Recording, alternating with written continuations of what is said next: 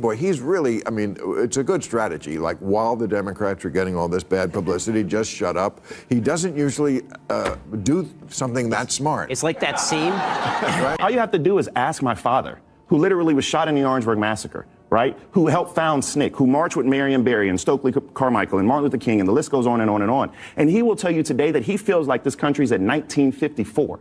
And so if you want to talk about somebody... But that doesn't mean it is. Well, you said he feels that way.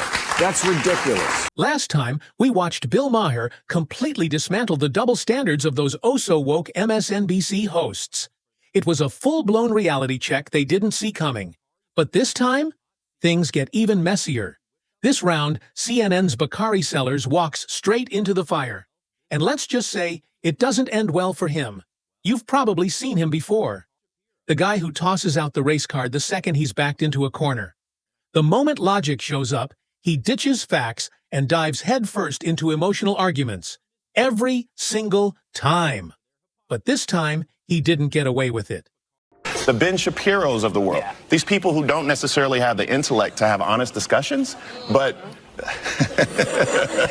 but yet they're able to become millionaires because they're actually just circulating and promulgating this fear. He faced off against Ben Shapiro, and let's just say it wasn't even a fair fight. Shapiro didn't even have to try hard. He calmly exposed every biased claim Sellers threw his way. There are many, many confounds when it comes to these particular issues, and unless you remove the statistical confounds, you end up with trying to blame vague, shadowy figures like implicit bias, which are innately, insanely difficult, if not impossible, to measure. I don't know what he just said. It wasn't just embarrassing, it was borderline comedic.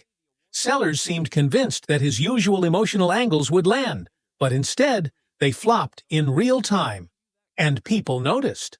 Now, just to set the scene, the reason I'm even showing you this clash is because it's the perfect example of what happens when someone who thrives on woke outrage tries to debate someone armed with actual data and logic. It goes downhill fast, and the best part? It played out on a major platform, where the whole audience could see exactly who was making sense and who was scrambling to stay relevant. Sellers tried swinging at Shapiro's intellect like that was going to work, acting like Shapiro didn't meet his imaginary standard of intelligence. Seriously? That's a bold choice when your own arguments start crumbling 5 seconds in. And the audience? They weren't buying it for a second. Well, all you have to do is ask my father, who literally was shot in the Orangeburg Massacre, right? Who helped found SNCC, who marched with Marion Barry and Stokely Carmichael and Martin Luther King, and the list goes on and on and on. And he will tell you today that he feels like this country's at 1954. And so if you want to talk about somebody... But that doesn't mean it is. Well, you said he feels that way. That's ridiculous. It is. Come on. But the more he talked, the more obvious it became. One of them came to debate, and the other came to deflect. Let's get one thing straight. Shapiro wasn't speaking in code or using academic jargon. He was pointing out the basic truth. The conversation around race is layered, and if you don't break those layers down, you end up with people blaming everything on vague, unprovable concepts, like implicit bias, the same way someone might try to blame Bigfoot for a flat tire. It's that ridiculous. But instead of engaging with the nuance, Sellers clung to the same old script. Blame shadowy forces. Pretend every disagreement is oppression. And then act stunned when someone challenges that. It's a tired routine. But this time, the pushback was immediate and it was brutal. I think the ridiculous notion is for either one of you all to have the audacity to believe that you understand what the experience is to be. I have to object to that. But you just said I cannot talk about it because I am not part of a group. I am a sentient human being. You're right. There's two ways you cannot understand something. One is to be too far from it. We're too far from it. We can't see like you can. One is to be too close to something. And then sometimes you can't see it accurately either. And even after getting intellectually wrecked, he still tried throwing shots at Shapiro, as if the conversation hadn't already exposed how thin his arguments were. That's when Bill Maher himself stepped in, and for a moment, reality punched through the narrative.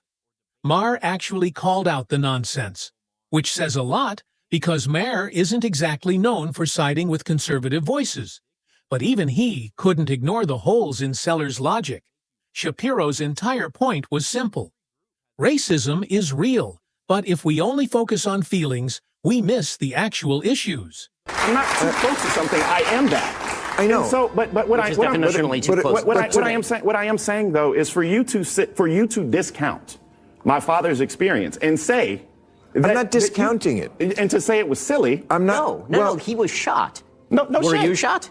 No, but he's still alive. Like he's right here. Like right, but the idea that if I were to say to you as a Jew that the experience of Jews in the United States today is worse than the experience of Jews in Europe in 1939, I would not be stating accurately. Correct. It's not true. That's and it's also not true to say that the experience of black people in America in 2024 is worse on a general level than the experience of black men in 1954 in Alabama. That's just crazy. But I mean, I think Because let's be honest, feelings don't always line up with facts. Just because someone's father feels like the country has gone backward doesn't mean it's true. That's not how progress works. You don't get to rewrite history just because it fits a narrative. And finally, someone on that stage had the guts to say it. Maher pointed out how absurd it is to judge truth based on emotion. The entire woke movement seems built on the idea that whatever someone feels must be treated like absolute fact, even if it defies all logic and evidence. That's how we ended up in this upside-down world where objective reality takes a back seat to whatever ideology is trending today. When you say woke, you know, it's become, and I make fun of it too, because it's become an eye roll in many ways. If woke, I assume at a certain moment, and it wasn't that long ago before we didn't have the term. I only heard it, I don't know what it was, 3-4 years ago, 5 years ago at most, when we heard the term woke, and it was like alert to injustice. I'm like, okay, I'm down with that. I always have been. I hope people still understand that about me. But yes, it became sort of a byword for a lot of this goofy stuff. Let's talk about the kind of worldview people like Sellers are pushing. They're not interested in honest conversations. They don't want nuance or complexity. They want control. And they get it by promoting division. The more they convince people they're helpless victims, the more power they gain. And they know it. Boy, he's really, I mean, it's a good strategy. Like, while the Democrats are getting all this bad publicity, just shut up. He doesn't usually do something that smart. It's like that scene. Right? People like Joy Reid, Sonny Hostin, and Sellers have made entire careers out of reinforcing the idea that nothing has changed, that America is still frozen in time, stuck in the 1960s. But how convenient, right? Because if progress is acknowledged, if reality is allowed to interrupt the narrative, what would they even have left to say? They need oppression to stay center stage, or the spotlight disappears. The victimhood mindset isn't about solving anything, it's about clinging to influence. That's why every attempt at real solutions gets sidelined. The louder they scream about injustice, the more they distract from the fact that the people they claim to represent. They're not actually being helped. They're being used for ratings, for book sales, for speaking gigs. It's a cycle of exploitation hidden behind slogans. Sellers and others like him are experts at keeping the conversation stuck in emotional gear. Because if it ever shifts to facts, their arguments fall apart instantly. That the experience of Jews in the United States today is worse than the experience of Jews in Europe in 1939, I would not be stating accurately. Correct. It's not true. That's and it's right. also not true to say that the experience of black people in America in 2024 is worse on a general level than the experience of black men in 1954 in Alabama. That's just crazy. But I mean, I think That's exactly what we saw here. As soon as Shapiro brought facts to the table, Sellers started grasping for straws. It wasn't just ineffective, it was embarrassing. Let's take a moment to actually compare things. In the 1960s, Black Americans faced legalized segregation, voter suppression, and violent resistance just for standing up for their rights. Peaceful protests like the Selma March were met with brutality. Those were real, undeniable injustices that demanded courage and sacrifice. That's history. And no one denies it. But it's not 1965 anymore. It's 2025. Black Americans today are leaders in government, media, business, sports, and education. There are laws banning racial discrimination, and diversity programs have opened doors across the board. That doesn't mean racism has vanished, but pretending nothing has changed is flat-out dishonest. Yet that's exactly the message people like Sellers want to spread. Because if people believe they're still trapped in the same nightmare, they're easier to manipulate. That's why he clings to the nothing's changed line, even when reality proves otherwise. Progress is a threat to people who've built their identity around being oppressed. Nobody is saying racism is gone. There are still problems. There are still injustices. But acting like we're stuck in the exact same place as we were 60 years ago, that's not just misleading. It's insulting. It insults every person who fought for progress and ignores the very real strides we've made as a country. When people like Sellers talk in circles, it's not because they're confused. It's because the truth is inconvenient. If they acknowledged reality, they'd have to change their message. And that would mean letting go of the only thing keeping them in the public eye. Sellers, Sonny Hostin, Don Lemon. It's all the same pattern. Their influence depends on convincing people that improvement is a lie, that no matter what changes, nothing is ever enough, and that they, and only they, are the truth-tellers, brave enough to keep fighting the imaginary war no one else can see.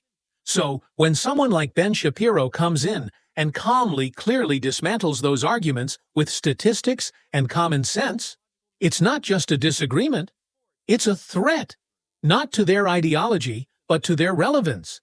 They don't just push back, they panic. They lash out because deep down, they know exactly what's happening.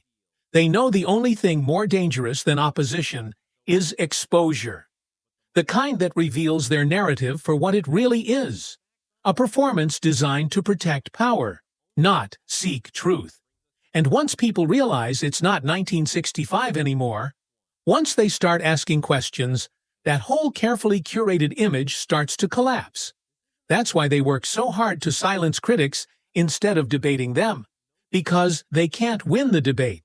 Not with facts, at least. And here's where the whole conversation gets even more twisted. I thought about the conversations you and I have had, Whoopi, so many times, about the co-opting of the word woke. And the fact that the right somehow has made it a dirty word. To be woke is a word that came out of the African-American community, and it was about acknowledging social justice inequities, acknowledging people suffering. It is not a bad thing to care about other people, to care about the sufferings of others, and to act upon it.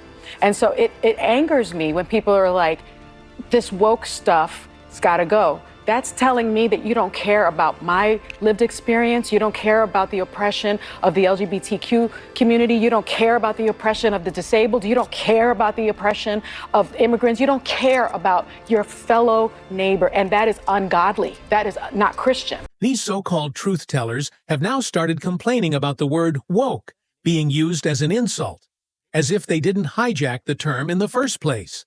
At one point, being woke simply meant staying aware of injustice. But they transformed it into something else entirely. Something toxic that demands blind obedience and punishes independent thought. Now they want sympathy because people use woke as a punchline?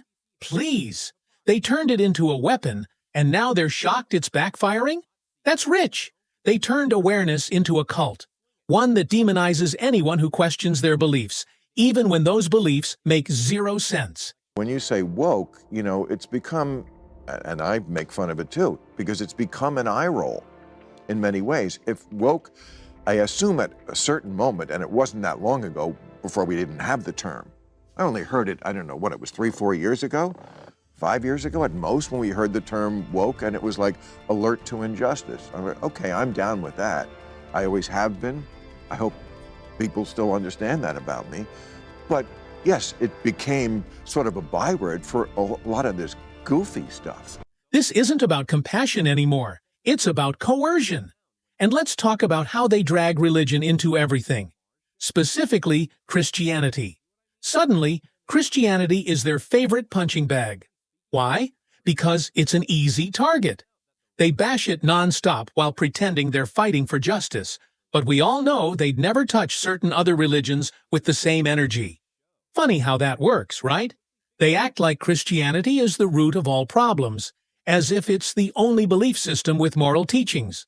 But when was the last time you saw them criticize another major faith in the same way? Exactly, they won't. Because they know it's not really about religion. It's about tearing down anything traditional, anything that doesn't fit their carefully curated worldview. They don't want balance. They want submission. And that brings us back to people like Bakari Sellers, who continue to push the same stale narrative even when it's painfully clear that reality has moved on. They talk about systems of oppression like they're still running on 1960s hardware, completely ignoring the fact that the world, and the country, have changed. Opportunities are everywhere. Success stories are everywhere. But none of that matters when your entire career is built on pretending nothing has improved. They know full well that Black Americans today are achieving things that were once considered impossible, and that should be celebrated. But instead, they downplay that progress, or worse, they twist it to fit their gloom and doom narrative. Because if progress is real, then the constant outrage suddenly looks performative, and that's the last thing they want. Let's not forget the other absurd ideas they're selling, like the push to let biological men compete in women's sports and share women's locker rooms, all in the name of fairness. Seriously? Women train their entire lives to compete, only to be beaten by someone who still has all the physical advantages of a man? That's not equality. That's insanity. We've reached a point where basic biology is now controversial, where asking simple questions like, "Is this fair to women?" gets you labeled as a bigot. But who's really being protected here? Because it sure isn't the women who are losing their scholarships, their spots on the podium, and their dignity. All to appease an ideology that refuses to accept reality. This is what the modern woke movement has become. It's not about protecting the marginalized. It's about pushing radical ideologies that collapse the moment they're questioned. And when logic and facts show up, they don't argue. They censor. They label. They cancel. They deflect. Anything to avoid having an honest conversation. And yet, the moment someone points out the obvious, that we're not living in 1965, that women's rights matter too, that facts shouldn't be optional, the backlash is immediate and vicious. Because to them, truth is dangerous. It threatens the illusion they've worked so hard to build. That's why race hustlers like Sellers double down on emotional appeals and avoid direct answers. That's why Joy Reid and Sunny Hostin fill the airwaves with outrage instead of facts. That's why Don Lemon ended up shouting himself out of a job. Because eventually, when the emotion wears off, people start asking, where's the proof? The real fear for them isn't being wrong. It's being irrelevant.